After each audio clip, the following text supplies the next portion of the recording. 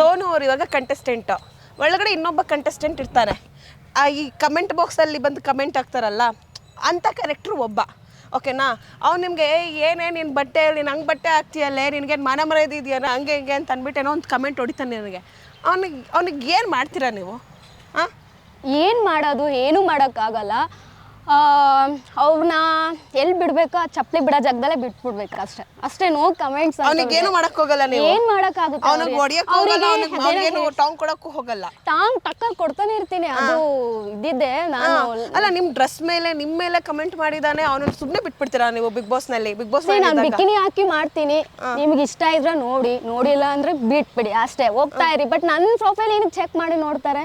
ನನ್ನ ವಿಡಿಯೋಸ್ ಯಾಕೆ ನೋಡ್ತಾರೆ? ಇಲ್ಲಿ ಎಂಥ ಜನ ಅಂದರೆ ನನ್ನ ಪ್ರೊಫೈಲ್ ನೋಡ್ತಾರೆ, ನನ್ನ ಜೊತೆ ಫಾಲೋ ಮಾಡ್ತಾರೆ, ಚೆನ್ನಾಗಿ ಹಂಗೆ ಈಗ ಸೋನು ಹೀಗೆ ಸೋನು ಅಂತ ಹೇಳ್ತಾರೆ. ಬಟ್ ಬೇರೆ ಇದರಲ್ಲಿ ನಂದೇನಾದರೂ ಪೋಸ್ಟ್ ಹಾಕಿ ನೆಗೆಟಿವ್ ತೋರಿಸಿದ್ರೆ ಅಲ್ಲಿ ಕಮೆಂಟ್ ಬಾಕ್ಸಲ್ಲಿ ಹಾಕೋದು ಎಂಥ ಜನ ಅಂದರೆ ನಮ್ಮ ಸಮಾಜದಲ್ಲಿ ಇರೋದು.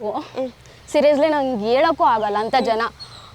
ಅಲ್ಲಿ ಕಮೆಂಟ್ ಏನಂತ, ಇವಳ ಚಡ್ಡಿ ಹಾಕೊಂಡು ವಿಡಿಯೋ ಮಾಡ್ತಾಳೆ, ಅಯ್ಯೋ ಅವಳು ಇಷ್ಟಿಷ್ಟು ಬಟ್ಟೆ ಹಾಕೊಂಡು ಮಾಡ್ತಾಳೆ, ಅವಳದೇನಿದೆ ಬಿಡು ಹಂಗೆ ಹೀಗೆ ಅಂತ ಹೇಳ್ತಾರೆ. ಸೊ ಅವರಿಗೆಲ್ಲ ಇದೆ ಉತ್ತರ.